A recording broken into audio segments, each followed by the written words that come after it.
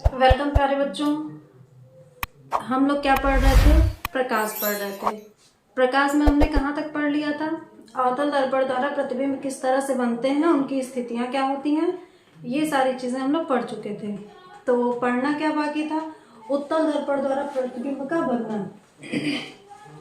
उत्तल दर्पण द्वारा प्रतिबिंब बनने की क्या स्थितियां हैं, कौन से नियम है और किस तरह प्रतिबिंब की प्रकृति होती है, इसको देखना शेष था।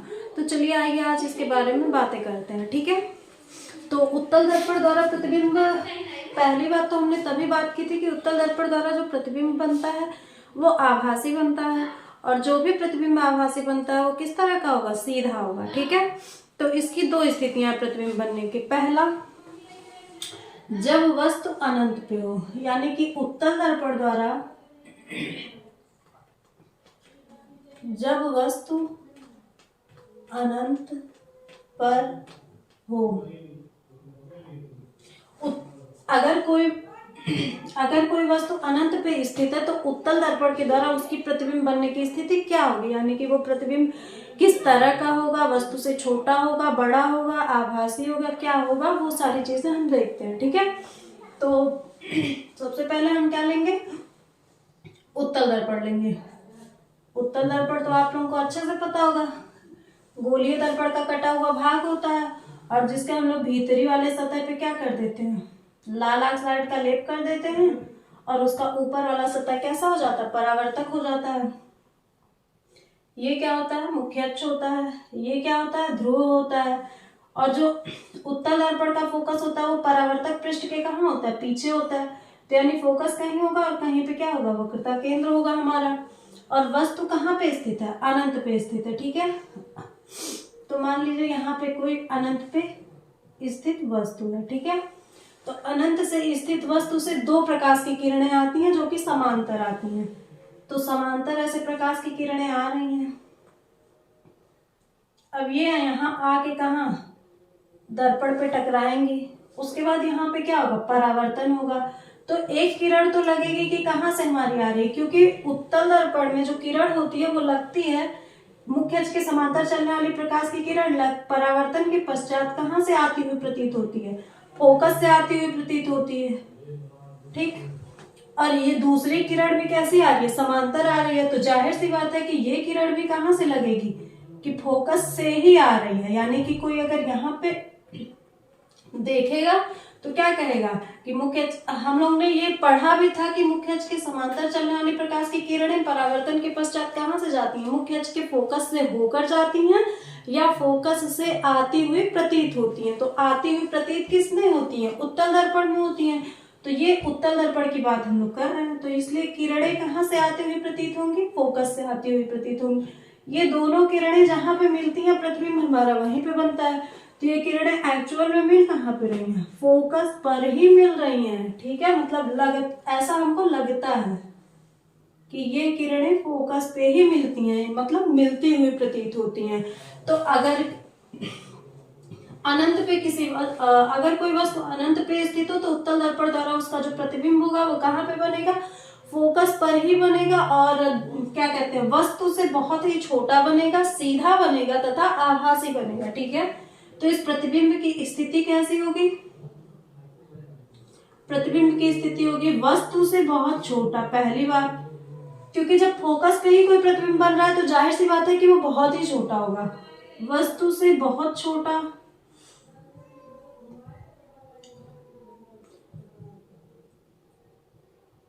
आभासी,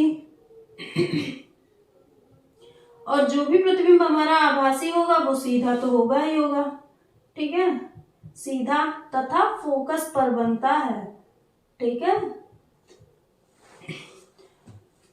ये हमने क्या देख लिया कि जब वस्तु अनंत पे स्थित हो तो उसका प्रतिबिंब कहाँ पे बनता है और उसके बनने की स्थिति क्या होती है? फोकस पे बनता है, वस्तु से बहुत छोटा होता है, आभासी होता है तथा क्या होता है? सीधा होता है। ठीक है, उसके बाद में अगली कंडीशन क्या आती है? उत्तल, हम लोगों ने अवतल दर्पण से प्रतिबिंब बनने की कई स्थितियां देखी थी, लेकिन उत्तल दर्पण में प्रतिबिंब बनने की कई स्थितियां नहीं है। इसमें सिर्फ दो ही स्थितियां पढ़ते हैं। तो पहली हम लोगों ने देख ली, अब अगली स्थिति को देखते हैं। ठीक है, अगली स्थिति क्या कहती है कि जब हमारा वस्तु कहाँ पे हो, अनंत तथा दर्पण के ध्रुव के बीच में हो।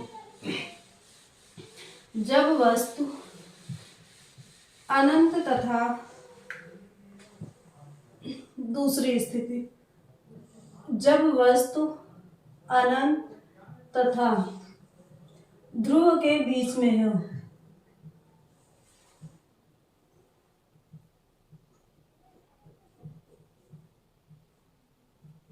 जब वस्तु हमारा अनंत तथा ध्रुव के बीच में होगा तब कैसी कौन सी कंडीशन आएगी। पहली बात तो हम उत्तल दर्पण से प्रतिबिंब बनना सीख रहे हैं, तो सबसे पहले क्या लेंगे, उत्तल दर्पण लेंगे। उत्तल दर्पण का ये हो जाएगा मुख्य अक्ष और यहाँ पे हमारा हो जाएगा ध्रुव।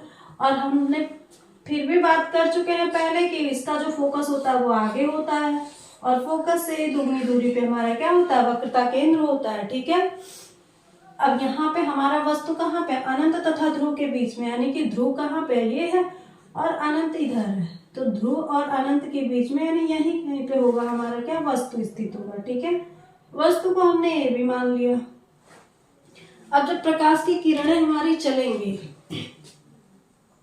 तो जो भी किरण हमारी मुख्य अक्ष के समांतर चलेगी तो यहाँ पे टकराएगी तो क्या होगा, परावर्तन होगा। तो मुख्य अक्ष के समांतर चलने वाली प्रकाश की किरणें उत्तल दर्पण में कहां से आती हुई प्रतीत होती हैं, फोकस से आती हुई प्रतीत होती हैं। ठीक, तथा जो किरण हमारी कहां से जाती है, वक्रता केंद्र से जाती है, वो लगता है कि उसी मार्ग से पुनः वापस आ जाती है। ठीक है, ठीक, तथा वक्रता केंद्र से जो किरण जाएगी ऐसे जाएगी और लगेगा कि किरण कहां से आ रही है, वक्रता केंद्र से ही आ रही है। तो प्रतिबिंब हमारा कहां पे बनता है, प्रतिबिंब हमारा जहां पे दोनों किरणें एक दूसरे को काट रही हैं वहां पे हमारा बन जाता है प्रतिबिंब। ये प्रतिबिंब कौन सा हो गया, ए डैश और बी डैश।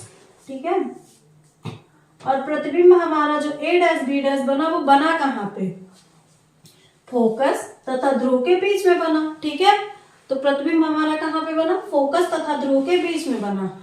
तो इस स्थिति में हम क्या देखते हैं, प्रतिबिंब की स्थिति। प्रतिबिंब की स्थिति जब वस्तु अनंत तथा ध्रुव के बीच में हो तो प्रतिबिंब हमारा कहां बनता है, फोकस तथा ध्रुव के बीच में बनता है। फोकस तथा ध्रुव के बीच में बनता है।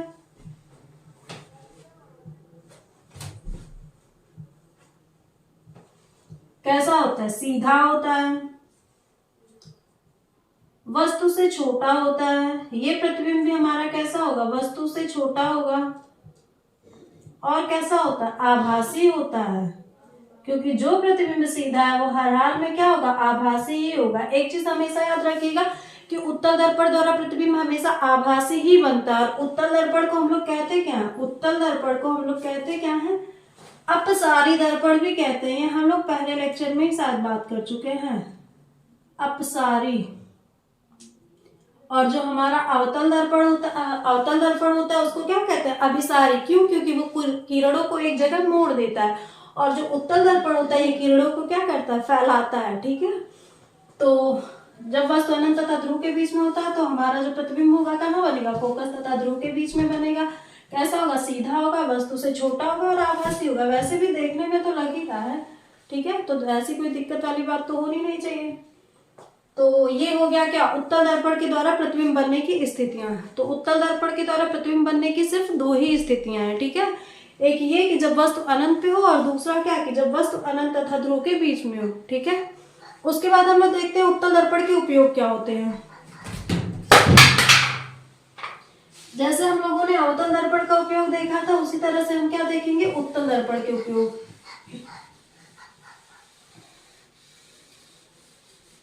उत्तल दर्पण के क्या क्या उपयोग हो सकते हैं।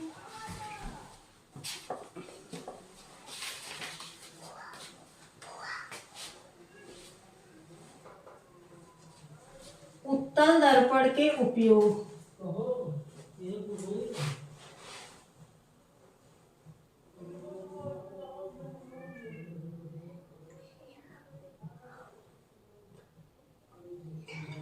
उत्तल दर्पण का उपयोग कहाँ पे होता है, जो हमारे बाइक्स हो गए, ट्रक होते हैं, मतलब जो भी गाड़ियां होती हैं उनके जो साइड मिरर्स होते हैं, यानी कि पीछे का दृश्य देखने के लिए जो किनारे पे हमारे दर्पण लगाए गए होते हैं, यानी कि मिरर लगाए गए होते हैं, उनमें कौन सा दर्पण प्रयोग होता है? उत्तल दर्पण। क्यों उत्तल दर्पण प्रयोग होता है? क्योंकि उत्तल दर्पण ही क्या करता है? प्रतिबिंब सीधा बनाता है। अवतल दर्पण में हमेशा प्रतिबिंब कैसा होता है? उल्टा बनता है। तो अगर पीछे आती हुई किसी क्या कहते हैं गाड़ी का प्रतिबिंब उल्टा बन गया तो जाहिर सी बात है उससे क्या होगा? ड्राइविंग में क्या आ जाएगा? कंफ्यूजन आएगा। तो इसीलिए उसमें क्या होता है? साइड मिरर्स के रूप में किसका यूज होता है? उत्तल दर्पण का। तो हम यहाँ पे ऐसे डायरेक्ट लिख रहे हैं क्या? साइड मिरर के रूप में, वाहनों में साइड मिरर के रूप में, साइड मिरर के रूप में, ठीक है। और अगला क्या होता है? जो चौराहों पे जो वो लगे होते हैं क्या? बल्ब होते हैं, तो उनमें परावर्तक लेंस जो बल्ब होते हैं वो किसी दर्पण में बंद होते हैं, तो उसमें भी कौन से दर्पण का प्रयोग होता है? उत्तल दर्पण का प्रयोग होता है। क्यों? क्योंकि उत्तल दर्पण किस तरह का दर्पण है? अपसारी दर्पण है। और अपसारी दर्पण ही क्या करता है? किरणों को फैलाता है। जब लाइट जलेगी तो किरणें क्या होंगी? हर तरफ फैलेंगी। तो इसीलिए वहां पे कौन सा दर्पण सुटेबल होता है? उत्तल दर्पण ही होता है। क्या? चौराहों पे जो हमारा क्या लैंप लगा होता है, या फिर जो भी समझ सकते हैं, परावर्तक लैंप हो गया, या फिर उसमें क्या लगा होता है? उत्तल दर्पण लगा होता है। ठीक है, तो ये क्या थे? उत्तल दर्पण के उपयोग थे। और कहाँ पे लग सकता है? वही तो, मतलब गली और सड़क में जो काफी क्षेत्र में फैल जाता है उसके लिए भी यही यूज होता है, लैंप के ही रूप में। बेसिकली इसके ज्यादा यूजेस नहीं है, सबसे ज्यादा यूजेस किसके हैं? अवतल दर्पण के ही हैं। ठीक है, तो यहाँ पे हम दो उपयोग ही देखते हैं। तो उसके बाद और क्या देखते हैं आज? संयुग्मी फोकस क्या होता है। हमने क्या क्या देख लिया कि उत्तल दर्पण द्वारा प्रतिबिंब बनने की स्थितियां कौन सी होती हैं और उत्तल दर्पण के उपयोग कौन से होते हैं। ठीक है, उसके बाद हम क्या देखते हैं? संयुग्मी फोकस देखते हैं।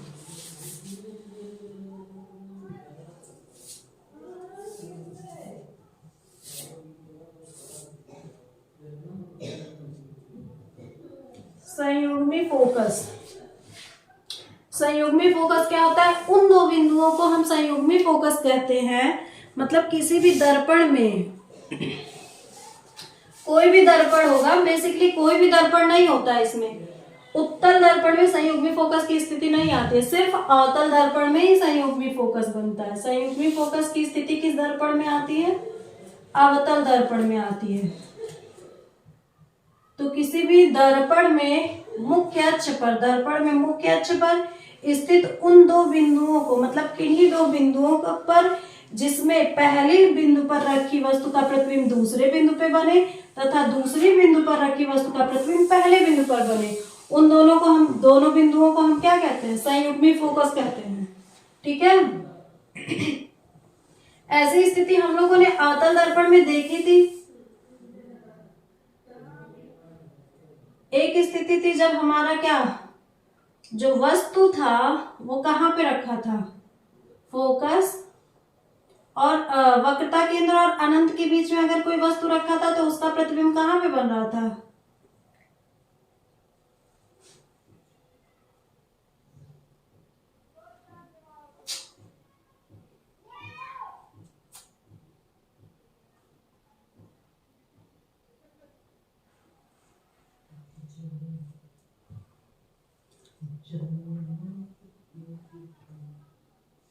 यहाँ पे ए बी हो गया और ये प्रतिबिंब क्या हो गया? ए डैश बी डैश। ठीक है, यहाँ पे ये क्या हो गया? हमारा ध्रुव हो गया। प्रकाश की किरणें मुख्य अक्ष के समांतर चले तो कहाँ से जाएंगी? फोकस से, और जो किरण वक्रता केंद्र से जाएगी वो वक्रता केंद्र से क्या हो जाएगी? वापस लौट जाएगी। तो हम लोगों ने दो स्थितियां पढ़ी थी तब, जब अवतल दर्पण से प्रतिबिंब बनने की दो स्थितियां हमने पढ़ी थी कि जब हमारा वस्तु वक्रता केंद्र तथा अनंत के बीच में होता है तो उसका प्रतिबिंब कहाँ पे बनता है? फोकस तथा वक्रता केंद्र के बीच में होता है।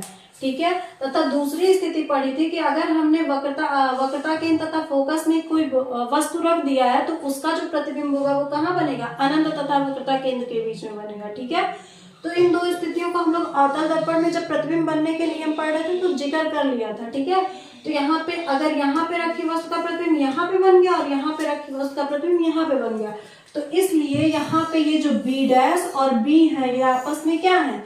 संयुग्मी फोकस का उदाहरण है। ठीक है, तो संयुग्मी फोकस में हम क्या लिखेंगे? कि अवतल दर्पण मतलब अवतल दर्पण तो कहेंगे नहीं, लेकिन बेसिकली होता है ये अवतल दर्पण में ही है। क्यों? क्योंकि उत्तल दर्पण का जो फोकस होता है वो कहाँ होता है? दर्पण के पीछे होता है। और उत्तल दर्पण में क्या होता है? वो आभासी होता है, इसीलिए उत्तल दर्पण में संयुग्मी फोकस की स्थिति नहीं आती है। तो क्या कहेंगे हम?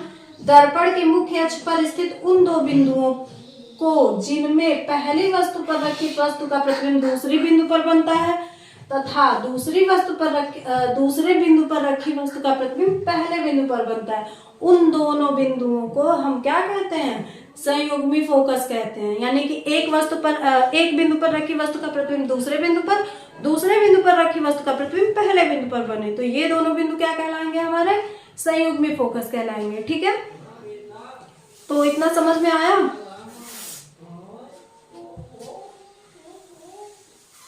संयुग्मी फोकस। थोड़ा सा हम देख लेते हैं चिन्ह परिपाटी के बारे में। मतलब अगर हमारे गोलीय दर्पण से परावर्तन अगर होते हैं तो उनके लिए चिन्ह परिपाटी जो सवालों में काम आते हैं, और बेसिकली जब हम लोग क्या डेरिवेशन को देखेंगे तो उसमें भी काम आएगा। ठीक है, तो चिन्ह परिपाटी,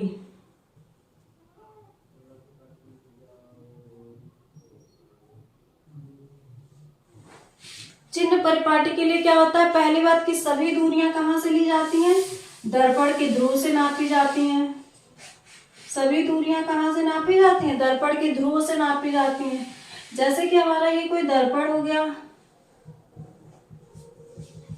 ठीक है, तो यहां से और क्या कहते हैं? प्रकाश की जो किरण होगी वो सदैव कहाँ से दर्पण पे पड़ती है? बाएं तरफ से पड़ती है।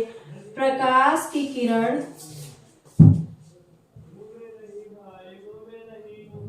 सदैव बाएं तरफ से आती है।